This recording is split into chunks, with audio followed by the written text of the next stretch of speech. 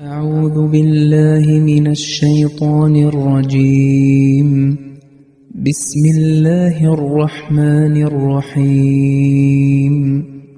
ويسألونك عن المحيض قل هو أذى فاعتزلوا النساء في المحيض ولا تقربوهن حتى يطهرن فإذا تطهرن فأتوهن من حيث أمركم الله إن الله يحب التوابين ويحب المتطهرين. അസ്സലാമു അലൈക്കും വറഹ്മത്തുള്ളാഹി വബറകാതുഹു. സൂറത്തുൽ ബഖറയിലെ 223 വചനമാണ് ഇവിടെ പാരായണം ചെയ്യപ്പെട്ടത്. അതിൻ്റെ അർത്ഥം ഇപ്രകാരമാണ്: ആർത്തവത്തെ പറ്റി അവർ നിന്നോട് ചോദിക്കുന്നു, പറയുക അതൊരു അസ്വാസ്ഥ്യമാകുന്നു. അതുകൊണ്ട് നിങ്ങൾ ആർത്തവകാലത്ത് സ്ത്രീകളിൽ നിന്ന് അകന്നു കഴിയുക. അവർ ശുദ്ധിയാകുന്നതുവരെ നിങ്ങളവരെ സമീപിക്കരുത്. അവർ കുളിച്ച് സ്വയം ശുദ്ധീകരിച്ചു കഴിഞ്ഞാൽ അള്ളാഹു നിങ്ങളോട് കൽപ്പിച്ച പ്രകാരം നിങ്ങൾ അവരുടെ അടുക്കൽ ചെന്നുകൊള്ളുക. നിശ്ചയമായും അള്ളാഹു പശ്ചാത്തപിക്കുന്നവരെ സ്നേഹിക്കുന്നു. ബാഹ്യവും ആന്തരികവുമായി പരിശുദ്ധി കൈവരിക്കുന്നവരെയും അവൻ സ്നേഹിക്കുന്നു. ഈ ആയത്തിനെ വിശദീകരിച്ചുകൊണ്ട് ഹദ്റത്ത് മുസ്ലിം മൗഊദ് റളിയല്ലാഹു അൻഹു പറയുന്നു, വിവാഹത്തിലൂടെ ഒരു പുരുഷനും സ്ത്രീയും തമ്മിൽ ബന്ധം സ്ഥാപിക്കപ്പെട്ടു കഴിഞ്ഞാൽ അതിനുശേഷം ദാമ്പത്യപരമായ ഉത്തരവാദിത്തങ്ങൾ മുന്നോട്ട് വരുന്നതിനനുസരിച്ച് മനുഷ്യഹൃദയത്തിൽ വിവിധ തരത്തിലുള്ള ചോദ്യങ്ങൾ ഉയർന്നുകൊണ്ടേയിരിക്കും. അവയ്ക്ക് പരിഹാരം കാണേണ്ടത് അനിവാര്യമാണ്. ഖുർആൻ ഇതേ തരത്തിലുള്ള ഒരു ചോദ്യത്തെക്കുറിച്ച് പരാമർശിച്ചുകൊണ്ട് അതിന് മറുപടി നൽകിയിട്ടുണ്ട്. അള്ളാഹു പറയുന്നു, ജനങ്ങൾ അശുദ്ധി നാളുകളെക്കുറിച്ച്, ആർത്തവത്തെക്കുറിച്ച് താങ്കളോട് ചോദിക്കുന്നു. അവരോട് പറയുക, ആ നാളുകളിൽ പ്രത്യേക ബന്ധങ്ങൾ, ലൈംഗിക ബന്ധം പുലർത്താമോ ഇല്ലയോ എന്ന് അവർ ചോദിക്കുന്നു. അള്ളാഹു പറയുന്നു, അവരോട് പറയുക അതൊരു അശുദ്ധിയാണ്. അതിനാൽ ആ നാളുകളിൽ നിങ്ങൾ ലൈംഗിക ബന്ധത്തിൽ നിന്ന് വിട്ടുനിൽക്കുക. അവർ കുളിച്ച് ശുദ്ധിയാകുന്നത് വരെ അതിൽ ഉറച്ചു നിൽക്കുക, അവരുമായി അടുക്കരുത് എന്നതിൻ്റെ അർത്ഥം ആ നാളുകളിൽ സ്ത്രീകളെ തൊടാനോ അവർക്കൊപ്പം ഇരിക്കാനോ പാടില്ല എന്നല്ല, മറിച്ച് ഇതിലൂടെ പ്രത്യേക ബന്ധങ്ങൾ, ലൈംഗിക ബന്ധം മാത്രമാണ് വിലക്കപ്പെട്ടിട്ടുള്ളത്. അല്ലാത്ത പക്ഷം ഹദ്റത്ത് ആയിഷ റളിയല്ലാഹു അൻഹ നിവേദനം ചെയ്യുന്നു, റസൂൽ കരീം സല്ലല്ലാഹു അലൈഹി വസല്ലം ആർത്തവ നാളുകളിൽ പോലും തന്നോട് സ്നേഹം പ്രകടിപ്പിക്കുകയും അരികിലിരുത്തുകയും ചെയ്യുമായിരുന്നു. ആർത്തവ രക്തം നിലച്ചതിന് ശേഷം കുളിക്കുന്നതിന് മുമ്പ് പ്രത്യേക ബന്ധം സ്ഥാപിക്കാമോ അതോ കുളിച്ചതിന് ശേഷമേ പാടുള്ളൂ എന്ന കാര്യത്തിൽ ഫിഖ്ഹ് പണ്ഡിതന്മാർക്കിടയിൽ അഭിപ്രായ വ്യത്യാസമുണ്ട്. ചിലർ ഒരു വശത്തേക്കും മറ്റുള്ളവർ മറുപുറത്തേക്കും പോയിട്ടുണ്ട്. എന്നാൽ യഥാർത്ഥ വസ്തുത എന്തെന്നാൽ ആർത്തവം നിലച്ചതിന് ശേഷം സ്ത്രീയുടെ അടുത്ത് ചെല്ലുന്നത് അനുവദനീയമാണ്. എങ്കിലും കുളിച്ച് വൃത്തിയായതിനു ശേഷം ഈ ബന്ധം സ്ഥാപിക്കുന്നതാണ് അള്ളാഹുവിന് ഏറ്റവും ഇഷ്ടപ്പെട്ട കാര്യം. ശുദ്ധീകരണത്തെക്കുറിച്ച് റസൂൽ കരീം സല്ലല്ലാഹു അലൈഹി വസല്ലം അരുളിയിട്ടുണ്ട്. ഒരു സ്ത്രീ ആർത്തവ നാളുകളിൽ നിന്ന് ശുദ്ധിയായാൽ കസ്തൂരി വെള്ളത്തിൽ കലർത്തി അതിൽ പഞ്ഞി മുക്കി സ്ത്രീയുടെ ആന്തരിക അവയവങ്ങൾ വൃത്തിയാക്കുക. ഇങ്ങനെ ചെയ്യുന്നത് സ്ത്രീയുടെ ആരോഗ്യത്തിലും ഭാവിയിലെ സന്താനങ്ങളിലും തികച്ചും അനുകൂലമായ സ്വാധീനം ചെലുത്തുമെന്ന് വൈദ്യശാസ്ത്രപരമായി തെളിയിക്കപ്പെട്ടിട്ടുണ്ട്. ഫഅ്തുഹുന്ന മിൻ ഹൈസു അമറക്കുമുല്ലാഹ്, അള്ളാഹു നിങ്ങളോട് കൽപ്പിച്ച പോലെ അവരുടെ അടുക്കൽ ചെല്ലുവിൻ.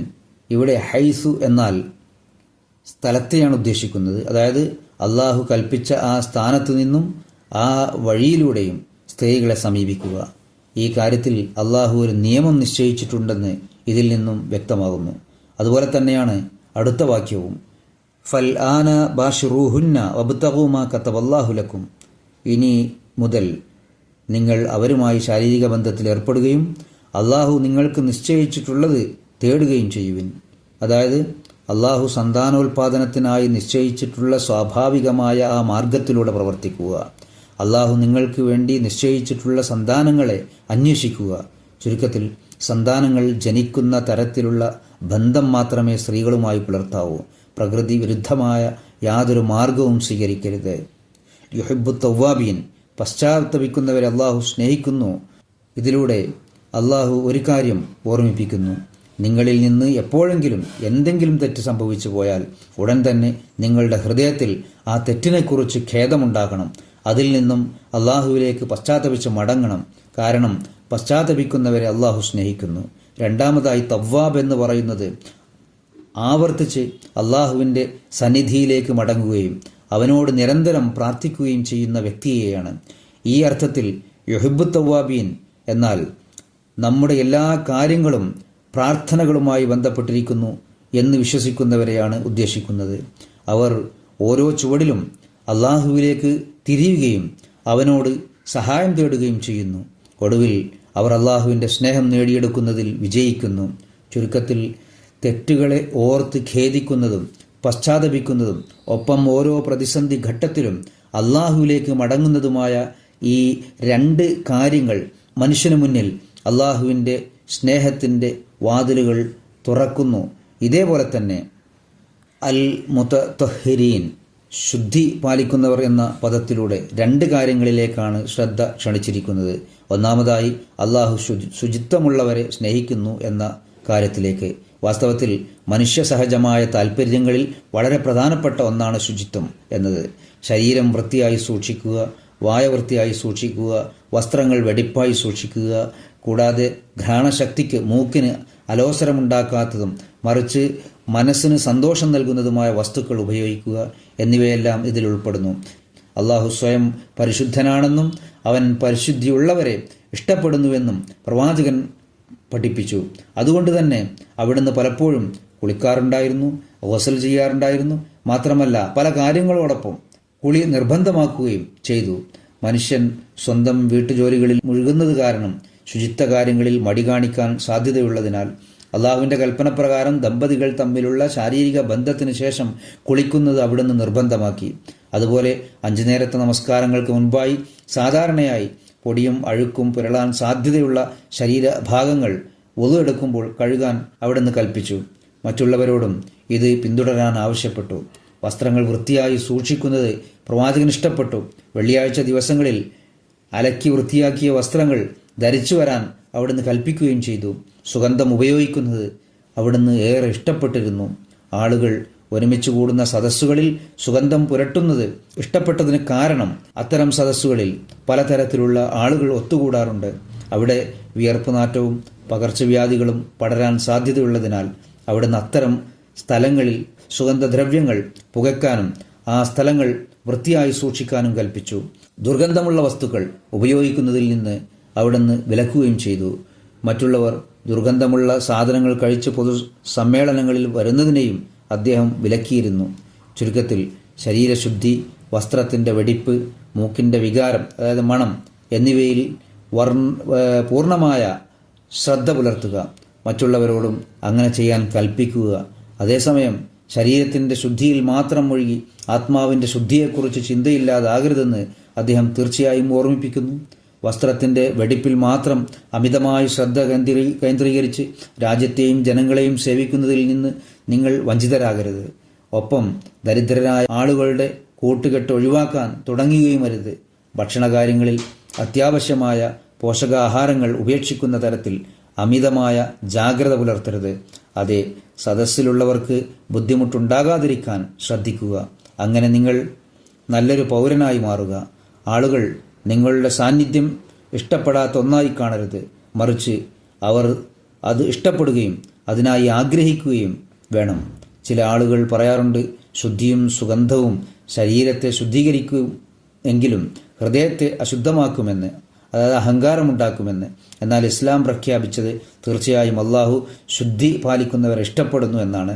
അള്ളാഹു ബാഹ്യവും ആന്തരികവുമായ ശുദ്ധി നിലനിർത്തുന്നവരെ ഇഷ്ടപ്പെടുന്നു. അള്ളാഹു വീണ്ടും വീണ്ടും തന്നിലേക്ക് മടങ്ങുന്നവരെ, അതായത് പശ്ചാത്തപിക്കുന്നവരെ, അതുപോലെ തങ്ങളുടെ ശരീരവും വസ്ത്രവും വൃത്തിയായി സൂക്ഷിക്കുകയും എല്ലാത്തരം അശുദ്ധികളിൽ നിന്നും അകന്നു നിൽക്കുകയും ചെയ്യുന്നവരെയാണ് സ്നേഹിക്കുന്നത്.